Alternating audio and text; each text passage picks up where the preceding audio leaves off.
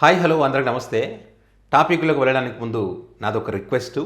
వెలుగు TV channel 1,00,000 సబ్స్క్రైబర్స్కి దగ్గరగా ఉంది. సో ఎవరైనా సబ్స్క్రైబ్ చేసుకోకపోతే కనుక సబ్స్క్రైబ్ చేసుకోండి, నాకు సపోర్ట్ చేయండి. సో టాపిక్ ఏంటంటే, నోరు మంచిదైతే ఊరు మంచిదని ఒక సామెత ఉంది. మనం మాట్లాడే మాటలు మంచిగా ఉంటే అటువైపు నుంచి కూడా మనకు మంచి ఆన్సరే వస్తుంది. మన నోటి వెంట ఏది పెడితే అది మాట్లాడితే అటువైపు నుంచి కూడా ఆన్సర్ అదే వస్తుంది.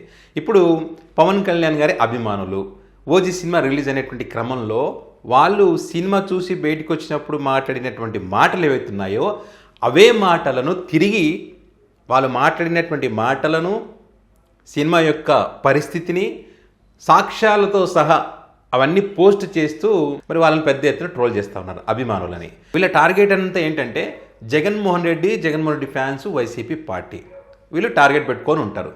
సినిమా చూసిన వాడు బయటకు వచ్చిన తర్వాత చెప్పాల్సింది ఏంటి? అక్కడ బయట నిలబడే వాళ్ళు సినిమా ఎలా ఉందని అడిగితే సినిమా బాగుందనో, లేకపోతే ఇంటర్వెల్ సీన్ హైలైట్ అని చెప్పో, లేకపోతే క్లైమాక్స్ హైలైట్ అని చెప్పో, లేకపోతే నటన బాగుందనో, లేకపోతే డ్యాన్స్, ఏదో ఒకటి నా టాపిక్ చెప్పొచ్చు.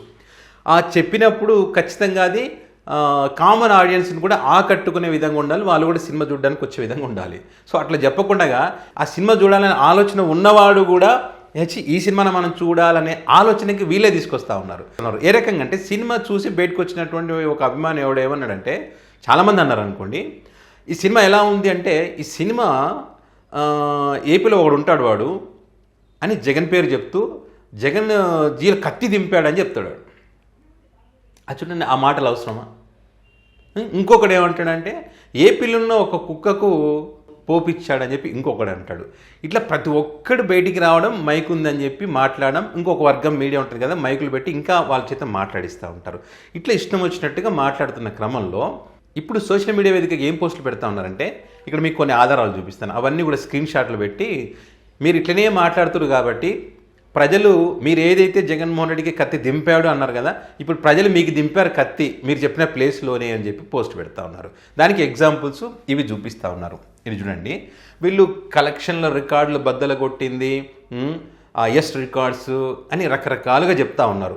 మరి వాళ్ళ రికార్డ్స్ ఏమో సూపర్ అంటారు, ఇక్కడ థియేటర్లు చూస్తేనేమో ఖాళీగా కనిపిస్తూ ఉన్నాయి.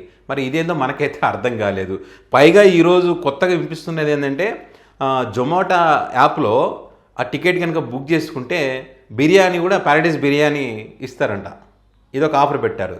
మరి అంత బాగున్న సినిమాకు మరి ఎందుకు ఈ ఆఫర్ పెట్టారో నాకైతే అర్థం కాలేదు. మరి ఓకే, ఇప్పుడు ఒకసారి చూడండి, ఇది స్క్రీన్ షాట్ అనుకుంటారేమో, ఒకసారి చూడండి. They call him OG and 30వ తారీఖు రోజున ఇది 1:30 మారుతుంది కదా, ఎందుకంటే కొంతమంది స్క్రీన్ షాట్ అనుకుంటారు కాబట్టి. నేను ఇది కరెక్ట్గా 1:30 ఆ టైంలో చేస్తూ ఉన్నాను. ఇది చూడండి, హైదరాబాద్ మల్టీప్లెక్స్ సంబంధించి గ్రీన్లో ఉందా, అదిగో ఇదంతా గ్రీన్. మూసాపేటు, కూకట్పల్లి,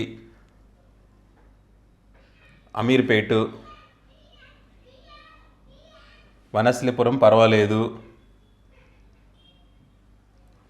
సికింద్రాబాద్,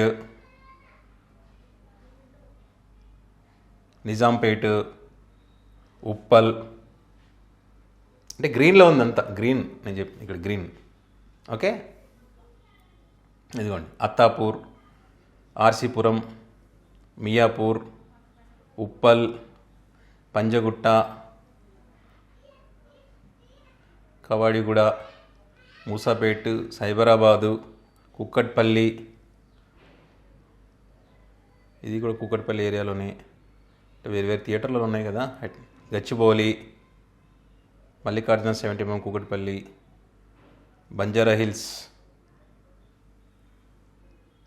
ఎర్రగడ్డ, మాదాపూర్, ఎల్బీ నగర్, ఈ సంధ్యా 70 main theatre, Dilsukh Nagar, Panjagutta, Madhapur,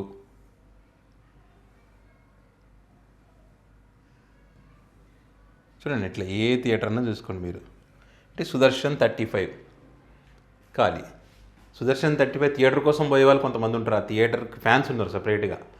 so అట్లా ఏ రకంగా కూడా ఇప్పుడు గంట ముందు చూసినా కూడా టికెట్లు ఎక్కడ కూడా ఫీల్ అయినట్టు మొత్తం గ్రీన్లోనే ఉన్నది.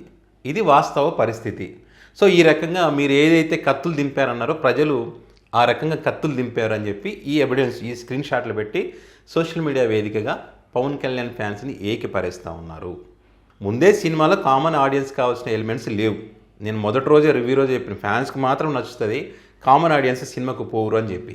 పైగా మిరాయి సినిమా సూపర్ ఉంది, అదేవిధంగా కిష్కిందాపురి, లిటిల్ హార్స్ మంచి సబ్జెక్ట్ ఉన్నట్టు సినిమాలు, కామెడీ కానీ అంటే అన్ని ఎలిమెంట్స్ ఉన్నటువంటి సినిమాలు ఉన్నాయి.